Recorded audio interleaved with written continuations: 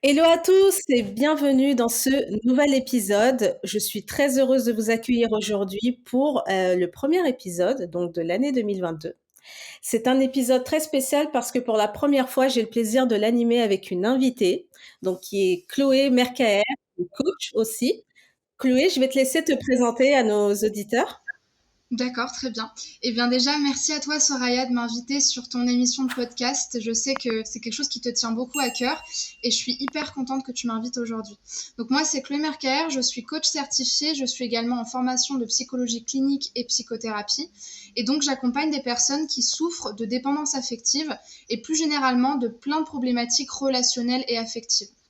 Donc les problématiques de couple, de communication, comme on va le voir aujourd'hui, c'est quelque chose que j'accompagne. Et la manière que j'aide d'accompagner, c'est finalement de refocaliser l'attention sur l'estime de soi et donc sur l'amour-propre. Le fait de se trouver pour améliorer ses relations avec autrui. Très bien. Bah, en tout cas, merci à toi, Chloé, déjà d'avoir accepté mon invitation. C'est vrai que dans mon podcast, généralement, on parle en fait de tout ce qui est lié au développement personnel, au bien-être, aux outils qui vont nous permettre de repousser nos frontières mentales. Mais cet épisode est assez spécial parce qu'aujourd'hui, on ne parle pas de tout ça à titre individuel, mais plutôt au sein d'un couple. Et donc, le sujet aujourd'hui, comme vous l'avez deviné, c'est comment fortifier son couple grâce aux piliers de l'intelligence affective. Et tu es donc la bonne personne pour nous en parler aujourd'hui. C'est pourquoi je suis super contente de t'avoir aujourd'hui dans cet épisode. Mais avant, si ce n'est pas déjà fait, je vous invite vivement à vous abonner au podcast, donc sur toutes les plateformes d'écoute, Apple Podcast, Spotify, Deezer, Amazon Music, et aussi à vous abonner à mes réseaux sociaux, Explore Yourself Coaching, donc sur YouTube, Facebook et Instagram, pour être notifié de la sortie des nouveaux contenus, vidéos ou posts liés donc au développement personnel, au leadership, à la performance et à la confiance en soi. Donc, Chloé, déjà, j'ai la première question pour toi. Qu'est-ce que l'intelligence affective? Alors l'intelligence affective, c'est un terme qui a été inventé et apporté déjà par Florence Escaravage, donc qui est elle aussi accompagnatrice de couple, de thérapie de couple, et qui a créé une école justement qui apprend aux gens à être plus dans la sagesse affective. Et l'intelligence affective, on peut la définir comme suite, c'est donc la manière dont je mets ma maturité, ma sagesse émotionnelle au profit de mon couple. C'est vraiment le lien entre ma maturité, mon développement et comment ça peut servir mon couple et servir des relations qui soient plus matures et plus conscientes. D'accord, OK, je vois. Donc, cette personne, est-ce que tu peux nous redonner son nom? Qui Oui, bien sûr, a c'est Florence Escaravage. Elle est mmh, présente sur les plateaux de Ça commence aujourd'hui pour celles d'accord, et ceux qui en seraient des connaisseurs. super, OK. Et est-ce qu'on pourrait dire, par exemple, parce que c'est vrai que c'est un terme que j'ai très peu entendu moi personnellement, est-ce qu'on pourrait dire que l'intelligence affective ressemble à l'intelligence émotionnelle? Bah, c'est une très bonne question parce que c'est vrai que quand on définit donc qu'est-ce que l'intelligence affective, donc on va l'aborder juste après, il y a différents piliers, mais le premier pilier de l'intelligence affective, c'est l'intelligence émotionnelle, qui D'accord. elle recoupe elle-même 5 autres piliers, mais ce qu'on entend le plus par intelligence émotionnelle, c'est d'abord la conscience de soi.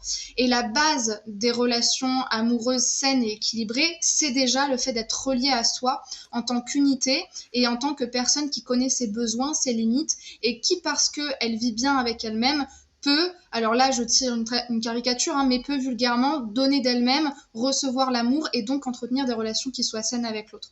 Donc oui, en ce sens, être dans l'intelligence affective, c'est déjà savoir faire preuve d'intelligence émotionnelle et ensuite de savoir notamment communiquer et tous les piliers qui vont avec derrière. Est-ce que ça répond à ta question? Tout à fait, tout à fait. Bah, ça répond.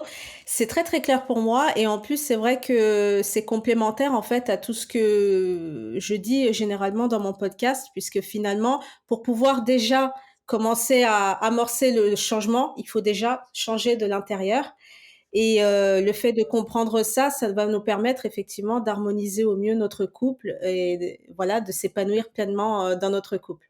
Tout à fait, Mais tout à fait. du coup, qu'est-ce que pour toi un couple qui vit pleinement dans l'intelligence affective? Ça ressemble à quoi? Alors, un couple qui vit pleinement dans l'intelligence affective, c'est un couple qui justement respecte les 4 piliers de l'intelligence affective. Le premier, c'est justement cette conscience émotionnelle. C'est un couple dont les partenaires ont déjà fait un travail sur eux, qui se connaissent et qui ne sont plus, tu sais, à penser par ego. Je pense souvent aux disputes de couple où, bizarrement, on devient tout de suite ennemi et où le but, ça devient de gagner sur l'autre, de répondre à son ego, à ses besoins égoïstes à soi et donc à marcher sur l'autre. Là, j'ai déjà fait mon travail. Je sais pourquoi je ressens de la colère. Je sais pourquoi je me sens frustrée. Donc, j'ai plus autant besoin de gagner sur l'autre parce que j'ai déjà conscience de ce que je ressens et je suis responsable face à ça. Deuxième pilier, l'engagement mutuel et personnel. Donc, c'est un couple qui a conscience que pour avancer ensemble de la meilleure manière qui soit et ne pas épuiser leur relation, ils ont besoin de prendre un engagement sur le long terme et un engagement qui va bien au-delà de juste des moments passés ensemble, des belles vacances, des bons moments, des moments faciles. Et qui dit moment difficile dit savoir rester unis dans la dispute, savoir rester unis quand il y a de la distance et savoir aussi faire un pas vers l'autre quand c'est très difficile. Parce que c'est difficile de faire un pas vers l'autre quand nous-mêmes on n'est pas d'accord avec la reproche qu'on peut lui faire. Donc ça, l'engagement, c'est hyper important et ça relève aussi finalement de cette capacité à se dire je vais vraiment vouloir réparer mon couple et je vais créer un espace pour ça. Et donc, quand on aura besoin de communiquer, je vais me rendre disponible pour l'autre. S'il a besoin de parler, je vais l'écouter. Et ça, c'est super important. Se rendre disponible, s'engager pour sa relation et vouloir consciemment réparer le problème. Ça, c'est le deuxième pilier. Le troisième pilier, c'est la maturité dans le sens où je vais respecter l'autre et je vais me respecter moi. Et respecter l'autre, c'est savoir l'écouter parler, ne pas dire un mot plus haut que l'autre, ne pas l'insulter, ne pas passer des barrières de violence importantes. Et c'est ce qu'on voit malheureusement trop souvent dans les couples. La meilleure caricature pour ça, c'est les couples de télé-réalité qui sont très fusionnels et puis d'un coup, dès qu'il y a une étincelle, ça flambe parce qu'en fait, on se respecte pas, on se laisse pas parler, on dit un mot plus haut que l'autre. Et le problème, c'est que ça me désunit énormément de mon partenaire.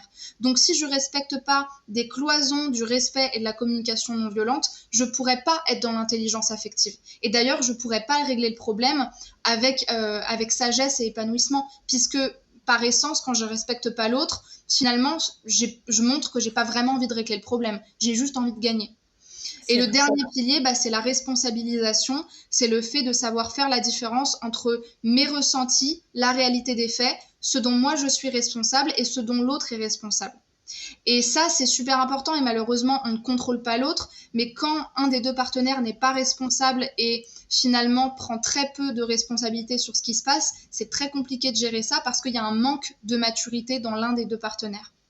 Et donc, ça emmène souvent des relations où on essaye de maintenir le bateau toute seule et malheureusement, c'est pas équilibré. Donc, un couple qui respecte ces 3 piliers-là, c'est un couple qui a déjà fait un travail sur lui-même, qui n'est pas ou moins dans l'ego et qui ont aussi cette vision long terme de « Ok, là, on se dispute, là, c'est du court terme. Bien sûr que c'est facile de reprocher à l'autre ce qui se passe et de gagner, d'avoir raison. Mais en fait, sur le long terme, c'est pas ce qu'on veut. Parce que nous, ce qu'on veut, c'est maintenir notre relation, faire perdurer notre union ou notre mariage. Et donc, du coup, ça demande d'avancer en équipe. En fait, pour résumer, un couple qui est dans l'intelligence affective, c'est un couple qui fait équipe et qui fait union ensemble. D'accord, OK. Oui, c'est aussi l'art, on pourrait dire, de trouver des compromis. Oui, Voilà, aussi. d'accepter les différences de l'un et de l'autre pour pouvoir avancer, tous les 2 ensemble en toute harmonie. Tout à fait, enfin, tu vois, ça paraît très facile de dire ça comme ça, mais dans les faits, c'est très compliqué de faire des compromis quand c'est des choses qui sont personnelles, quand ça nous frustre, quand ça crée chez nous des émotions malaisantes. C'est pas toujours évident. Et ça te demande pas, ça arrive pas en une seconde en claquant des doigts. Mais c'est vraiment un état d'esprit, en fait. Ok, là, c'est pas facile. Ça, je te le reproche. Je suis pas prêt à te pardonner tout de suite, mais je te respecte. J'ai conscience de ma responsabilité et j'ai envie qu'on avance ensemble. Et ça change tout. Exactement, c'est justement ce que je voulais dire parce que quand on dit tout ça, ça paraît simple sur le papier. Voilà, il faut suivre ça, ça, ça, ça, ça. Mais quelles recommandations, quels conseils tu donnerais à un couple, par exemple, qui se rendrait compte qu'ils sont vraiment pas dans cet, état d'esprit, d'intelligence affective et qui sont en friction tout le temps et qui ont du mal à trouver l'équilibre? Qu'est-ce que tu pourrais leur donner comme recommandation?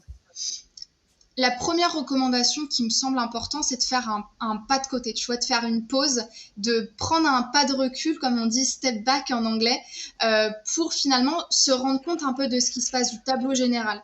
Je sais pas si tu as déjà eu ça quand tu étais enfant, mais souvent le professeur, quand tu comprends pas un problème, il te dit, attends, décolle-toi du tableau et regarde le problème en face. Oui, j'ai Parce déjà que eu, ouais. ça, c'est ce qu'on appelle le raisonnement émotionnel, hein, ça fait partie des erreurs de pensée. C'est que quand je raisonne avec mes émotions dans l'instant présent et que j'ai aucun recul sur ce qui se passe, je suis pas objectif, je suis dans justement ce truc-là d'ego, d'avoir raison, non mais c'est moi qui ai raison, c'est pas moi le problème, c'est ailleurs, je peux pas régler le problème comme ça. Donc la première chose, c'est de se dire, ça ne presse pas, je peux prendre mon temps et surtout, en fait, je vais être beaucoup plus objectif, être beaucoup plus performant dans mon raisonnement si je prends un pas de côté et que je prends du recul, à titre personnel.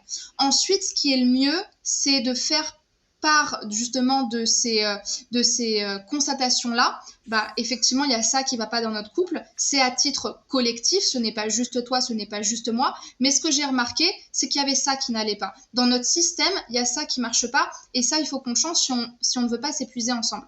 Et donc d'en faire part à son partenaire sans être dans le reproche, mais en étant juste dans la communication, comme si on faisait part d'un problème de travail commun qu'on n'avait pas réussi à gérer et dont on n'était pas finalement les premiers coupables. Tu sais, c'est vraiment ce qu'on dit en programmation neurolinguistique, c'est séparer le comportement de la personne. On a fait ça, on n'a pas géré. Là, on a été des parents nuls. On s'est engueulé pour rien, je t'ai engueulé pour rien. Pourquoi on a fait ça? Et donc de constater sans reprocher à l'autre ce qu'il est. Parce que souvent, le problème, et c'est ça qui crée des grosses disputes, c'est que les gens ne savent pas communiquer et ils communiquent sur l'identité. Tu es comme ça. T'as fait ça, donc tu es ce genre de personne.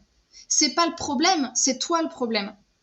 Et on n'arrive pas à faire l'indistinction entre les deux. Donc, première chose, prendre du recul, constater objectivement les choses, en parler avec son partenaire et essayer de trouver un commun accord, finalement un lieu de paix où on arrive à voir objectivement ce qui se passe. Si on prend tous les deux conscience que là, il y a quelque chose qui ne va pas et qu'on a peut-être de la responsabilité de notre côté, on pourra, enfin, tu vois, de manière égalitaire, en étant d'égal à égal face à l'un et l'autre, régler le problème et faire ce qu'il faut pour régler le problème.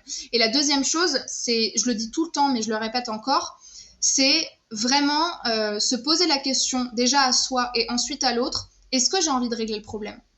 Au fond, cette dispute, elle arrive souvent, mais en quoi ça parle de ma relation? En quoi ça parle d'un problème plus général? Et est-ce que au fond, j'ai envie vraiment de régler le problème? Est-ce que j'ai envie de sauver cette relation? Parce qu'il y a des fois aussi dans les disputes, on n'a pas vraiment envie de régler le problème. Parce qu'on a envie que ça s'empire et que finalement, on arrive à un point de non-retour où on se rend compte que la personne, elle n'est pas faite pour nous, C'est par ça. exemple.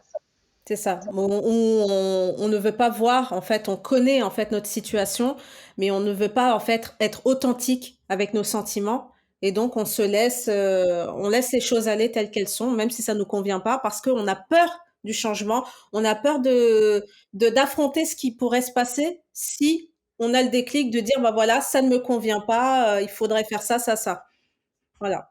Ça, et puis aussi le fait de voir aussi que certaines situations confirment nos croyances. Et donc, moi, je le vois beaucoup chez les femmes que j'accompagne. En fait, je laisse couler une situation, je sais qu'elle me mène à l'échec, mais ça justifie mes croyances. Donc, quelque part, même si c'est nul et que ça me fait souffrir, ça justifie ce en quoi je crois. En l'occurrence, je ne suis pas prête à être en couple, les hommes sont tous comme ça, les relations, ça marche pas, etc., etc.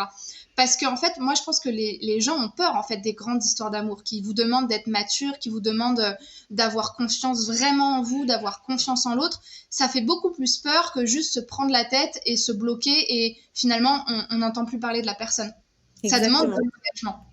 Exactement. Et en plus, c'est intéressant ce que tu dis parce que les gens ont peur des grandes histoires d'amour, mais on a été conditionnés à penser que les histoires d'amour, c'est un peu comme Disney. Je ne sais pas si tu es d'accord avec moi.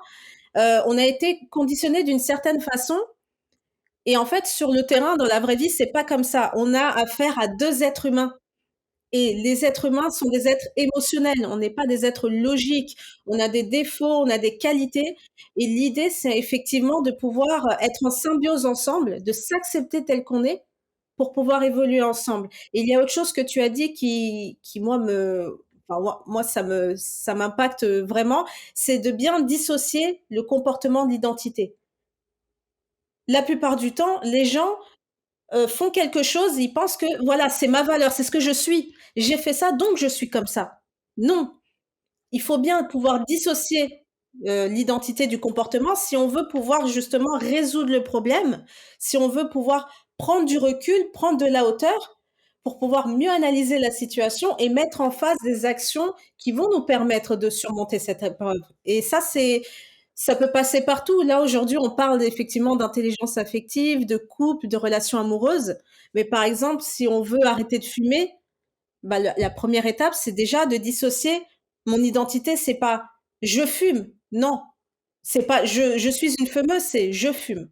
C'est un comportement. Un comportement, on peut le changer. Une identité, c'est figé, ça nous appartient. On peut Et pas puis changer ça. ça restreint énormément finalement la représentation qu'on a de la personne, ça la catégorise. Et puis surtout dans les problèmes de couple, ça c'est quelque chose qui ressort beaucoup. Quand je ne dissocie pas le comportement de l'identité, je prends beaucoup plus les choses à cœur dans le sens où t'as pas été chercher les enfants à l'école, t'en as rien à faire de moi. Ah bon? Mais en fait, dans son comportement, il a peut-être oublié et peut-être que surtout, ça ne veut rien dire de toi. Et donc, du coup, quand j'ai tendance à ne voir le comportement comme que la représentation de l'intérêt que cette personne a pour moi, j'ai tendance à le prendre beaucoup plus personnellement et à justement ne pas pouvoir prendre du recul, comme on l'a dit tout à l'heure. Et ce que tu as dit, c'est très juste, c'est que dans ce qu'on nous raconte, alors tu parles des films Disney, mais moi je te parle aussi des séries Netflix où voilà, si c'est pas tout feu, tout flamme, si c'est pas la coupe de champagne tous les Ça soirs, ça n'a aucun intérêt. Et c'est triste parce que ça a un impact important sur les gens qui se disent, bah, si finalement je ressens plus rien, si c'est plat et que c'est constant et que tout va bien, mais que c'est pas tout feu, tout flamme, ça n'a aucun intérêt. Et donc, du coup, on sait pas être en relation parce que c'est difficile et que ça demande d'avoir une vision long terme et que ça demande de savoir accepter le changement. C'est ce que tu disais tout à l'heure. exactement et justement par rapport à ça, donc aux séries Netflix ou Disney, moi je dirais qu'il faudrait commencer déjà par bien aussi se connaître. Et savoir ce qu'on attend d'une relation. On n'est pas comme tout le monde et on n'est surtout pas les personnages qu'il y a à la télé. Notre couple, c'est notre couple, avec sa différence, avec son voilà, ses spécificités et c'est pas parce que, aujourd'hui, bah, par exemple, on est, le 14 février, c'est le jour de la Saint-Valentin, le jour où on enregistre cet épisode, donc ça tombe très, très bien et bah, il va y avoir on va nous dire: «Il faut faire ceci, il faut faire cela» et cetera. C'est pas que c'est bien ou c'est pas bien. L'idéal, c'est de faire des choses qui nous font plaisir à nous 2 et d'être authentique dans notre couple et donc de pas se mettre la pression avec le conditionnement, avec tout ce qu'on a pu nous dire à gauche, à droite et surtout avec la généralisation dont tu parlais tout à l'heure. Les hommes sont tous comme ça, les femmes sont tous comme ça, parce que si on fait comme ça, si on réagit comme ça, le problème, c'est qu'on restreint le champ des possibles et on s'accorde pas des opportunités d'évolution et de bonheur. Donc c'est compliqué. Relier énormément à soi et d'avoir, tu vois, assez d'estime personnelle et assez de confiance en soi pour se dire, bah, c'est ce qu'on m'a appris, certes, c'est le conditionnement qu'on veut me faire croire qui existe dans les relations, mais moi, c'est pas ce que j'ai envie de reproduire dans mon couple. Et donc, ça demande d'être extrêmement lié à soi, de savoir s'écouter pour Exactement. Bah, en tout cas, vraiment merci à toi parce que c'est un sujet super intéressant. Dans parmi mes abonnés, je sais que c'est un sujet tout ce qui est lié aux relations de couple, à l'amour et cetera. Je sais que c'est un sujet qui revient très souvent dans les questions et dans les interrogations et d'ailleurs, Chloé, je voulais te demander, bah, déjà, où est-ce qu'on peut te trouver? Et si tu as un petit mot de la fin à nous donner pour, voilà, clôturer ce bel épisode? D'accord. Eh ben, écoutez, moi, vous pouvez me trouver sur YouTube, sur Instagram. Vous pouvez me trouver aussi sur Spotify. Donc voilà, je suis présente sur ces plateformes-là, sur TikTok aussi. Mais mes deux plus grandes plateformes, c'est vraiment YouTube et Instagram. Donc Chloé Mercaer dans les deux cas. Soraya, tu mettras Je les liens mettrai évidemment tous les liens en description. comme ça, les gens pourront aller voir. Et puis surtout, le dernier mot de la fin, eh bien, c'est pour toutes celles et ceux qui souhaitent être accompagnés, soit pour améliorer justement leur vécu affectif, donc dans leur relation amoureuse, améliorer leur épanouissement de couple. Donc, on a vu toutes ces questions-là, hein. problème de communication, problème de frustration dans le couple, je sais pas comment le dire, je sais pas comment me positionner, ou alors des problématiques, j'allais dire, de célibataire endurci, tout ce qui va être la dépendance affective. Je ne fais pas confiance à l'autre, j'ai du mal à me contrôler, donc du coup je dépends tout le temps de mes relations parce que j'ai besoin de compenser. Ça, c'est vraiment les personnes que j'accompagne. Et donc si vous faites partie de ce cas-là, je vous enverrai un lien que donc, Soraya vous mettra dans les commentaires ou dans la description. Dans la description. Vous pouvez réserver à ce moment-là votre appel avec moi pour que, avant de vous parler d'accompagnement, moi je comprenne quels sont vos besoins d'accompagnement, quels sont vos blocages et comment je vais pouvoir y répondre. Très, très bien. Et effectivement, je vous encourage vivement à faire appel à Chloé et en règle générale à tout professionnel qui peut vous aider à, on va dire, à élargir la perception, votre perception des choses. N'oubliez pas qu'on vient pas au monde avec un mode d'emploi, donc il n'y a vraiment pas de honte ou de mal à se faire accompagner. Au contraire, c'est s'offrir la possibilité de se rebooster, de renaître de ses cendres et de s'épanouir. En tout cas, encore une fois, Chloé, merci beaucoup d'avoir participé à cet épisode. On avait déjà travaillé ensemble en décembre dernier lors d'un live sur Instagram. J'ai vraiment beaucoup, beaucoup aimé cette intervention. C'était génial de travailler avec toi. Tu sais très bien, je te le dis à chaque fois. C'est vraiment génial. Et puis moi, j'aime beaucoup, voilà, faire venir des intervenants de qualité, que ce soit lors des lives, voilà, comme aujourd'hui dans mon podcast. Parce que, ben voilà, moi, j'ai mon expertise, mais il y a évidemment beaucoup plus de choses à dire, et notamment par rapport aux relations de couple. Donc, c'est vraiment génial et ça apporte un plus au podcast. Bah, le plaisir est partagé. Tu sais très bien que je t'adore, Soraya, donc c'est un grand plaisir d'être là et de travailler avec toi aujourd'hui et puis peut-être un autre jour pour d'autres podcasts. Mais merci beaucoup pour ces mots, ça me touche droit au cœur. Et puis de mon côté, voilà, je mettrai aussi tes liens et toi, est-ce que tu veux qu'on te retrouve sur une plateforme particulière? Parce que je sais que là, tu es sur ton podcast, mais peut-être pour les personnes qui écouteront aussi de mon côté.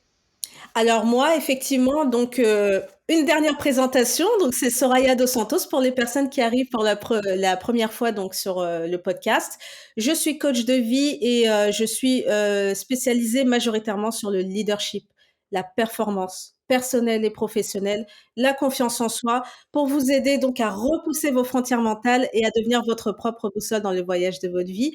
On peut me trouver évidemment sur YouTube, Instagram et Facebook, où je partage régulièrement donc du contenu ou des vidéos de développement personnel, et sur mon podcast, Experience Yourself Podcast, le podcast qui t'aide à repousser tes frontières mentales.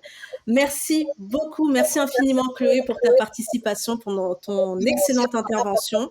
J'ai hâte de vous retrouver pour un nouveau sujet, et en attendant, prenez soin de vous. Je vous souhaite une très belle Saint-Valentin pour les personnes qui la fêtent. Et n'oubliez pas, soyez votre propre boussole dans le voyage de votre vie. Ciao. Au revoir. Merci pour votre écoute. Au revoir. Ciao.